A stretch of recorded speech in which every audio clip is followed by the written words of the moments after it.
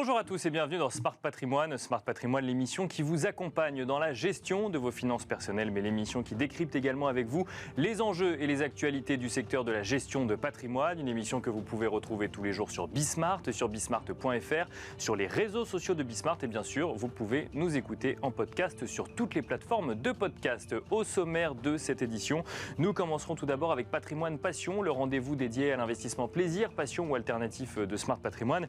Et en l'occurrence, dans un instant, nous ferons le point avec Pascal Paul, le PDG de Chronos 360, sur les dynamiques à l'œuvre en matière de montres de collection, sur l'acquisition ou l'investissement éventuel sur la montre de collection. Quelles sont les dynamiques en matière de prix, notamment? Ce sera une des questions que nous lui poserons. Nous enchaînerons ensuite avec Enjeu Patrimoine, un enjeu patrimoine consacré aux éventualités qu'ont les propriétaires face aux loyers impayés, des loyers impayés que certaines études voient à la hausse depuis quelques mois. Nous regarderons donc ensemble quel est l'état des lieux de la situation aujourd'hui et quels sont les recours éventuels des propriétaires sur le sujet. Nous en parlerons avec Roselyne Collant, directrice générale de l'ANIL, mais aussi Gabriel Neoujaniki, avocat spécialisé en droit immobilier.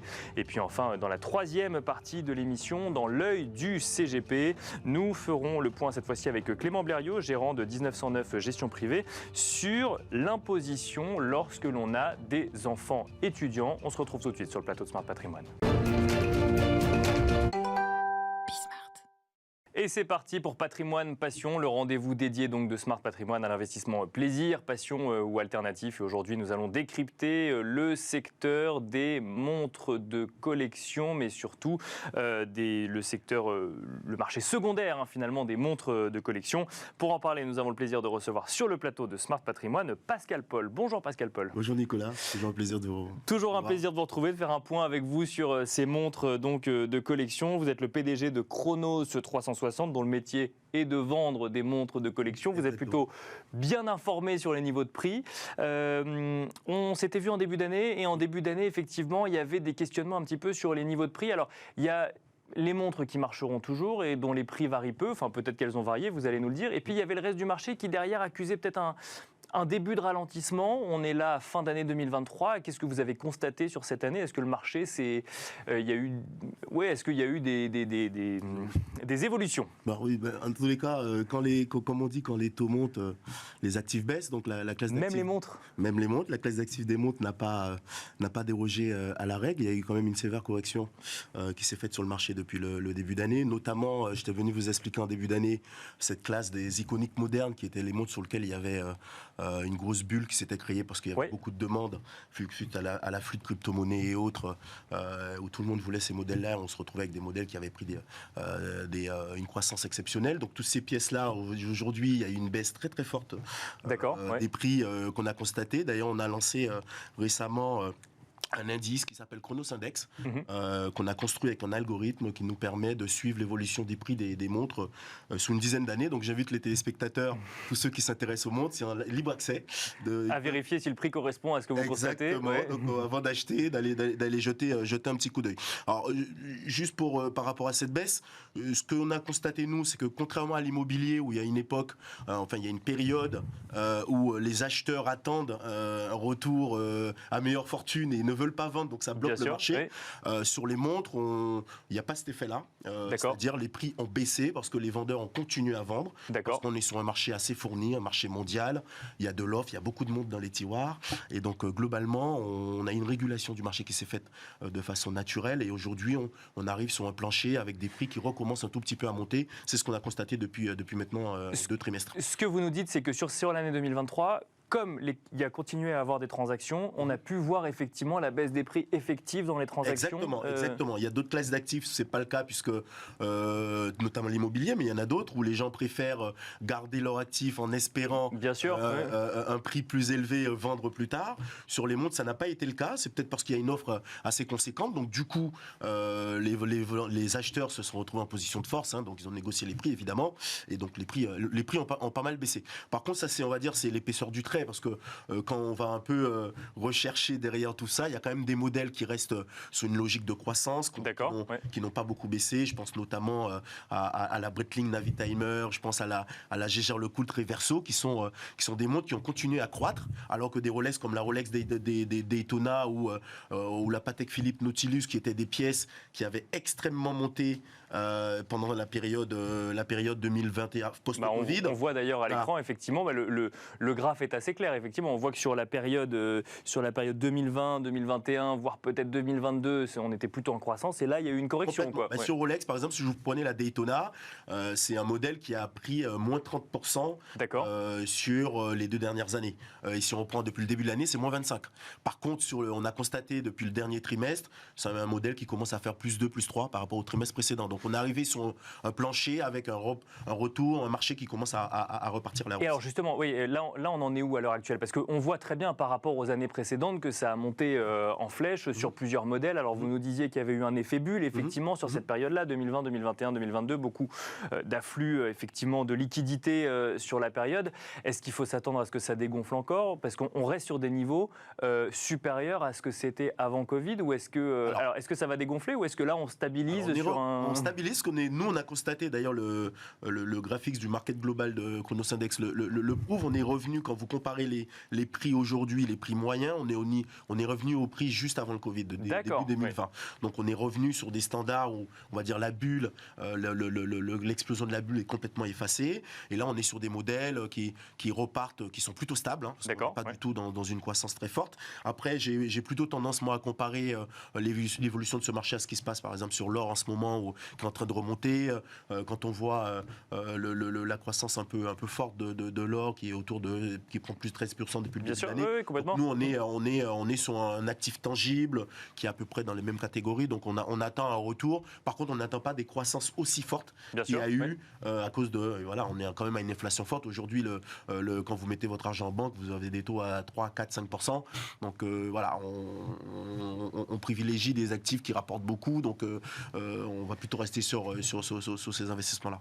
Une question, alors, au-delà de l'index, vous disiez qu'il y avait aussi du volume, parce qu'il y avait des montres dans les tiroirs, il y avait de l'offre. Quand on achète une montre de ce niveau-là, en termes de prix ou d'excellence, on ne la garde pas toute une vie, finalement? Il y a une deuxième vie? Alors, il y a plusieurs types d'investisseurs et de collectionneurs, on va dire. Donc, ça dépend déjà. Nous, on a constaté que les montres sont revendues, la durée moyenne de détention chez nous, c'est 36 mois. D'accord. Ah oui, c'est court quand même. Et donc après, on change de montre. On revend celle-là et on en achète une autre. Il y a un effet où vous allez avoir des personnes qui vont plutôt accumuler, donc ils vont acheter tous les 18-36 mois, vont acheter des modèles, et d'autres qui vont revendre des modèles pour remplacer par d'autres. Il y a peut-être un effet de lassitude, des choses comme ça.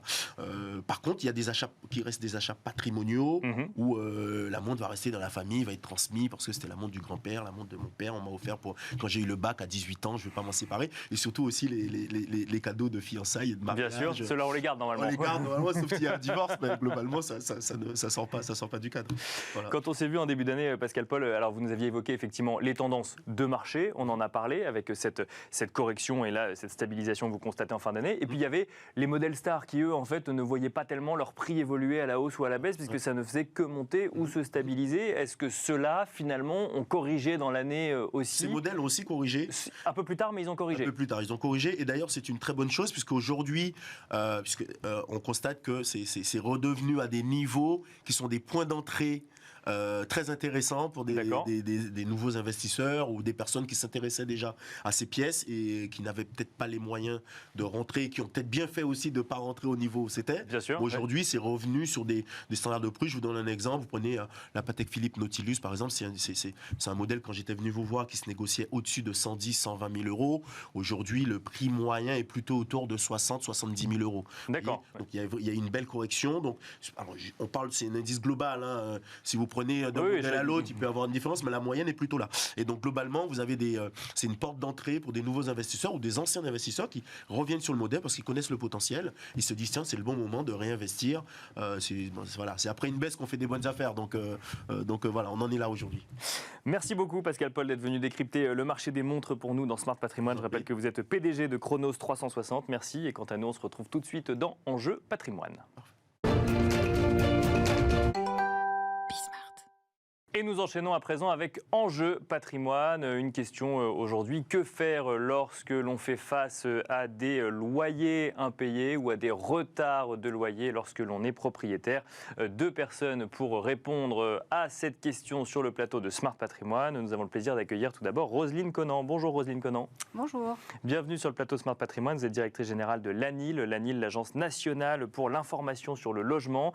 Nous avons le plaisir d'accueillir également sur le plateau de Smart Patrimoine Gabriel Neujanicki. Bonjour Gabriel Neujanicki. Bonjour. Vous êtes avocat spécialisé en droit immobilier et vous traitez entre autres parfois de sujets en lien avec des retards ou des loyers impayés. Absolument.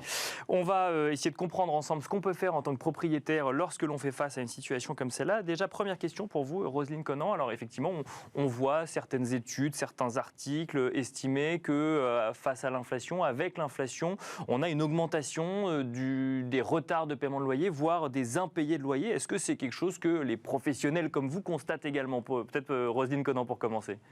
Alors, le ministre du Logement, effectivement, observe des choses et il y a effectivement un observatoire des impayés de loyer qui s'est réuni il y a quelques mois. On avait quelques signaux, effectivement, dans le parc social, dans le parc privé, sans forcément une avalanche d'impayés. Il y a des impayés, mais voilà, on a... Plus qu'avant ou un peu plus qu'avant? On a un petit peu plus d'impayés qu'avant, bien sûr. Oui, on constate effectivement quelques ménages qui ont des difficultés à faire face effectivement à leur loyer ou qui sont un petit peu plus de retard qu'avant. Oui. Est-ce qu'on peut pour autant faire un lien direct avec l'inflation, le coût de la vie qui augmente, ou c'est trop tôt pour le dire aujourd'hui?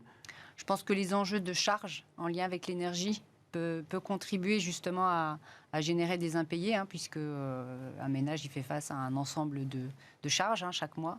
Et c'est vrai que si sa facture de gaz ou d'électricité augmente de manière significative, ça peut avoir un impact aussi sur le loyer.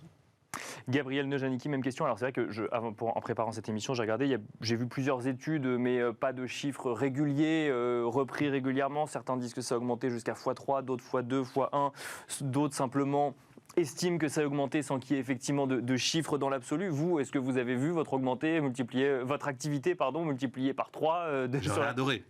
J'imagine. Voilà. Mais bon, pas du tout dans ces proportions-là. Il y a une légère augmentation, mais il y a surtout un accompagnement, en tout cas des propriétaires institutionnels, dans les problématiques que peuvent rencontrer les locataires au quotidien. C'est-à-dire, la première chose qu'ils font, il y a quelques années encore, c'était ils délivraient immédiatement un commandement de payer. Maintenant, c'est d'essayer de contacter le locataire pour savoir quelles sont leurs problématiques, quelles sont leurs difficultés et s'il est possible de mettre en place un échéancier. Et c'est seulement si il n'y a pas de son, pas d'image, ou si l'échéancier n'est pas respecté, qu'à ce moment-là, on va repartir dans une procédure en recouvrement des impayés et expulsion. Ça, c'est les propriétaires institutionnels. Institutionnels. D'accord, oui. Les particuliers sont beaucoup plus frileux parce qu'ils n'ont pas la masse financière pour pouvoir attendre.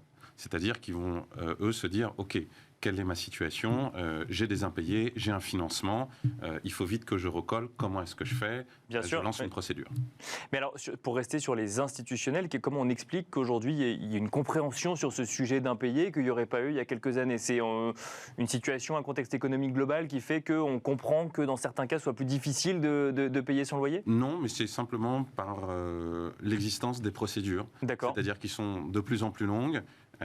Et de savoir simplement si je laisse un peu une petite bulle d'oxygène à mon locataire, est-ce qu'il va être en capacité de pouvoir reprendre le paiement de ses loyers? Et puis c'est un peu l'esprit de la loi du 27 juillet 2023 qui a mis une nouvelle règle en place qui était de dire pour les juges pourront accorder des délais de paiement si et seulement si le locataire est en capacité de pouvoir reprendre le paiement courant de son loyer et de pouvoir répondre à un échéancier. Et en fait, ce mécanisme-là, dorénavant, il est appliqué avant, par les institutions. Parce qu'on n'a pas envie finalement de rentrer dans la procédure et on préfère s'arranger avant s'il est possible de s'arranger avant. Ça coûte moins cher et ça prend moins de temps, c'est ça? Absolument, absolument, tout à fait. Roselyne Conant, si on vient à la base, effectivement, parce que là on est déjà allé dans les procédures avec Gabriel Neujanicki, mais si on revient à la base, quand on est propriétaire, qu'on fait face à des loyers impayés, il y a 1001 raisons qui peuvent expliquer des loyers impayés.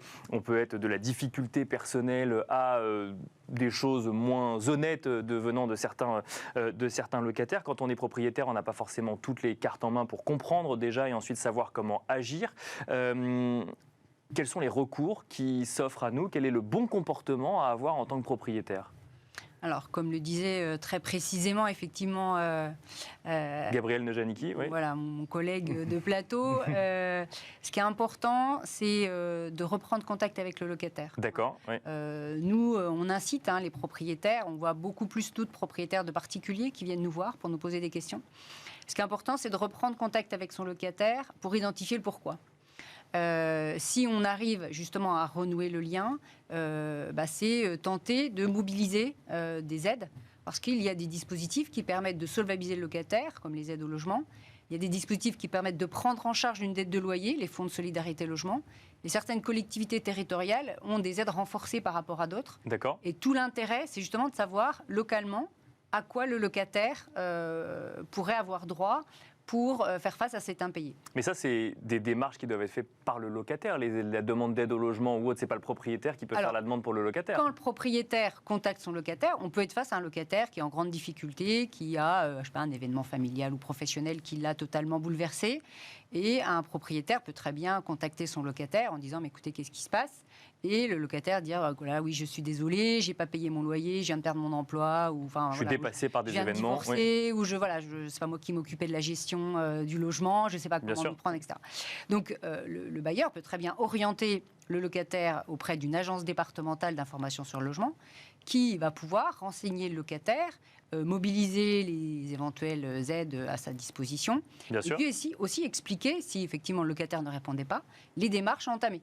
C'est-à-dire qu'il faut une relance amiable, un petit mail, un courrier recommandé, et puis s'il n'y a pas de réponse... Il faut qu'il y ait une preuve écrite de cette relance amiable. C'est mieux, c'est mieux, c'est-à-dire qu'on va se ménager les différentes preuves des démarches qui ont été effectuées en direction du locataire, et puis après on peut contacter un commissaire de justice pour délivrer un commandement de payer, qui va permettre de rappeler quelle est la somme due au locataire, et puis faire courir un délai. D'accord.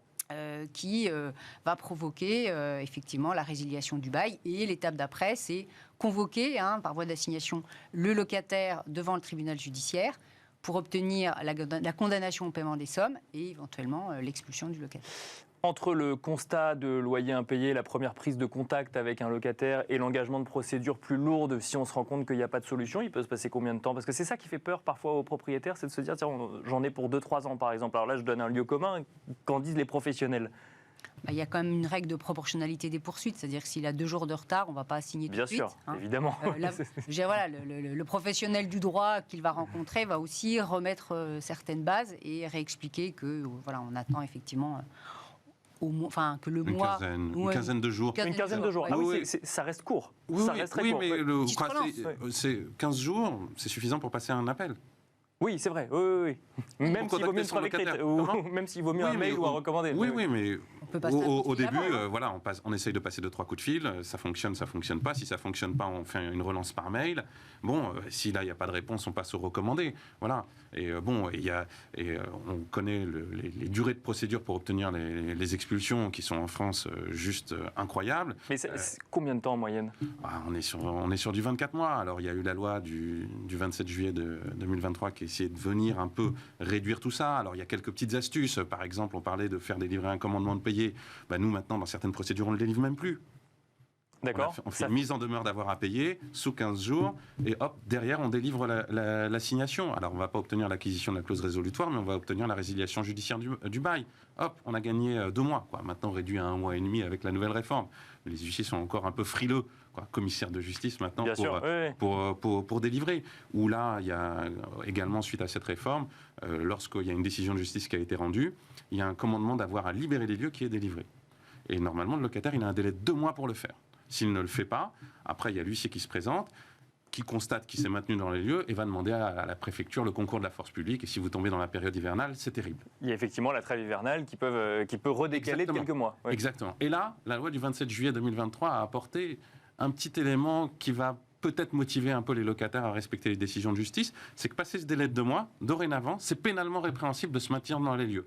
Donc les propriétaires auront la possibilité de citer à comparaître directement les locataires devant le tribunal correctionnel. Dès le lendemain de la fin... Dès le lendemain du commandement d'avoir acquitté les lieux. C'est-à-dire que vous avez une décision de justice qui est rendue, elle est signifiée, il y a un délai d'appel qui court, et l'huissier peut, même pendant la période hivernale, délivrer un commandement d'avoir acquitté les lieux. Le locataire dispose alors d'un délai de 2 mois pour libérer les lieux. Si au bout de ce délai de 2 mois, le locataire n'est pas parti, le propriétaire a 2 possibilités. La première possibilité, continuer, et même il peut les faire en même temps, parallèlement, continuer sa procédure pour obtenir l'expulsion du locataire. Et la deuxième, c'est le citer à comparaître directement devant le tribunal correctionnel. Là, pardon, on est dans une situation où il n'y a plus un seul euro versé entre locataire et propriétaire. Si on est sur des loyers partiellement versés ou versés tous les 3 mois, est-ce que la procédure marche quand même ? Oui, absolument, parce que le magistrat, maintenant, sa compétence a été réduite pour apprécier, on va dire, extrêmement largement les capacités du locataire. Le locataire, s'il ne veut pas voir son bail résilié, il a l'obligation, je dis bien l'obligation, de reprendre le paiement du loyer courant. D'accord. Et ensuite d'organiser un échéancier. D'accord, je comprends. Voilà. Et s'il ne peut pas, le juge n'aura plus la possibilité d'accorder des délais. Et bien évidemment, le juge ne pourra éventuellement en accorder que si le locataire est en capacité de rapporter la preuve qu'il a les capacités financières de le faire. Mais si c'est quelqu'un qui est passé au RSA et qu'il a un loyer de 850 ou 900 euros, malgré les aides au logement, il ne sera pas en capacité de le faire immédiatement. Roselyne Conan, est-ce qu'on peut se prémunir de ce type de situation ? Alors là, effectivement, on est dans cette émission du point de vue du propriétaire. Il y aurait effectivement d'autres émissions à faire du point de vue du locataire, dont on imagine la situation parfois complexe s'il n'arrive pas à payer son loyer. Mais du point de vue du propriétaire ou de la propriétaire, est-ce qu'on peut se prémunir de ce genre de situation avec une sélection particulièrement drastique à l'entrée, avec la souscription à une assurance loyer impayé, par exemple ? Alors, ce qui est important, c'est bien de préparer son lien locatif en amont. C'est-à-dire que donc le choix du locataire, mais c'est vrai que la situation financière d'un locataire, elle peut évoluer dans le temps. Bien sûr. Son emploi, on peut se séparer. Donc ça, on peut pas forcément. On peut préparer un dossier. On va vérifier que la personne a bien un contrat de travail, un salaire. C'est se prémunir et se préparer des garanties. Un système comme un cautionnement visal pour certains publics qui permet d'avoir un organisme tiers qui va se porter caution et en cas d'impayé donc se substituera au locataire. Vous avez également donc une assurance loyer impayé qui va permettre à partir du moment où le sinistre est déclaré, c'est-à-dire que l'impayé est constaté, de pouvoir déclencher la mise en place de cette assurance. Mais ça n'empêchera pas que, on enclenchera quand même une procédure vis-à-vis du locataire. Qui sera enclenchée par l'assurance ou par le propriétaire en parallèle ? Alors en général, c'est le propriétaire qui engage la procédure. Mais c'est vrai qu'il y a des délais qui sont précisés justement dans le contrat d'assurance et qui permettent de définir en fait différentes étapes avec des prises en charge justement de ces frais de procédure. Ouais, c'est les assurances privées peuvent même parfois dire, écoutez, nous, on vous paye le loyer en lieu et place du locataire et nous nous occupons de la procédure d'expulsion. D'accord. Parce qu'ils veulent que ce soit rythmé et que ça aille vite, parce que plus le temps passe, plus ils doivent verser de l'argent au propriétaire. Ils ne veulent pas que ça traîne non plus trop longtemps et que le propriétaire se dise, est-ce que forcément j'ai besoin de faire diligence ? Donc, il y a beaucoup d'assurances, en tout cas privées, qui reprennent la main sur la gestion. Pour s'assurer de ne pas avoir à payer des années et des années de loyer. Exactement. Donc, c'était ma dernière question, Roselyne Conan. Comment est-ce qu'on peut se prémunir, si je comprends bien, en tout cas, anticiper au mieux une situation qui se passerait bien, parce que c'est quand même ce que souhaitent propriétaires et locataires dans la majorité des cas. La majorité des contrats de location se passe bien. Et la majorité des Oui, c'est vrai. On a une idée du pourcentage de loyers impayés en France aujourd'hui, parce que j'ai dit ça augmente en début d'émission, mais ça augmente à partir de quoi ? Je pense qu'il y a moins de 10% des contrats de location qui font l'objet justement où il y a un litige. C'est vraiment comme quand vous avez la fièvre, tout le corps le ressent, mais véritablement, ça reste anecdotique et ça passe vite, mais c'est vraiment tout petit par rapport à l'immensité des locataires qu'il y a en France. Qui payent leur loyer. Qui payent régulièrement leur loyer. Qui payent de manière régulière. Merci beaucoup, Roselyne Conan, directrice générale de l'ANIL, donc l'Agence nationale pour l'information au logement. Merci, Gabriel Nejaniki, avocat spécialisé en droit immobilier. Et quant à nous, on se retrouve tout de suite dans l'œil du CGP. Et pour finir cette émission, l'œil du CGP, nous allons nous demander ensemble comment gérer et quel choix faire en matière d'imposition lorsque l'on a des enfants étudiants. Et pour cela, nous avons le plaisir de recevoir sur le plateau donc, de Smart Patrimoine Clément Blériot. Bonjour Clément Blériot. Bonjour Nicolas. Vous êtes gérant de 1909 Gestion Privée. Alors quand on doit gérer son imposition et que l'on a un ou plusieurs enfants étudiants, on peut se poser plusieurs questions. Comment faire les bons choix ? C'est une très bonne question. Alors effectivement, les enfants, ça coûte cher.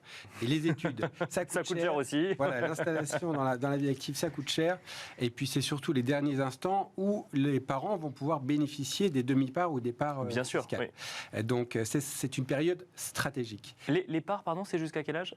C'est jusqu'à 21 ans si l'enfant ne fait pas d'études. D'accord. Et 25 ans si l'enfant poursuit ses études. D'accord, donc le choix est d'autant plus stratégique. Voilà, exactement. Donc en fait, il y a deux options possibles. Soit on conserve l'enfant dans le foyer fiscal des parents, soit on le détache en lui versant une pension alimentaire. D'accord. D'accord ? Donc, grosso modo, ce sont des calculs à faire. Pour faire simple, on va traiter un cas puis l'autre. Et ensuite, on verra quelle piste on peut avoir pour s'orienter vers un choix ou l'autre.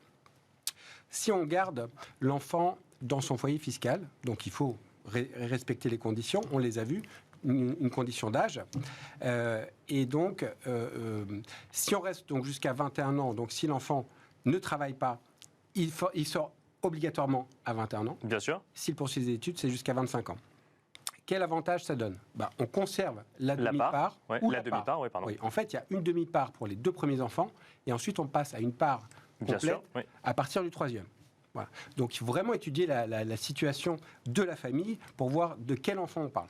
D'accord ?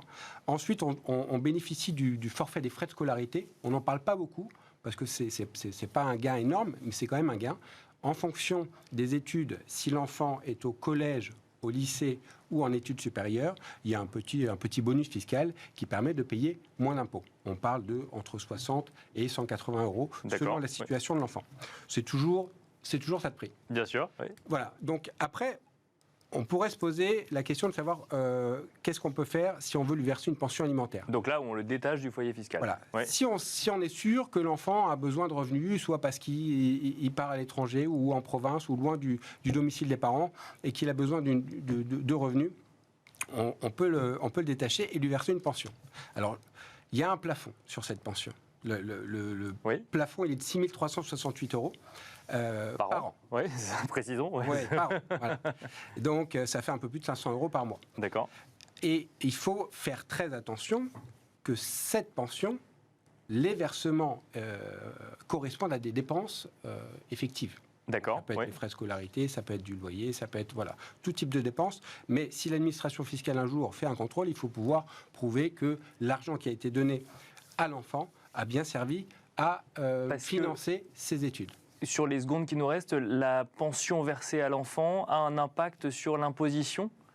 Oui, en fait, le parent va déduire sa pension et c'est l'enfant qui, lui, va déclarer le revenu. D'accord ?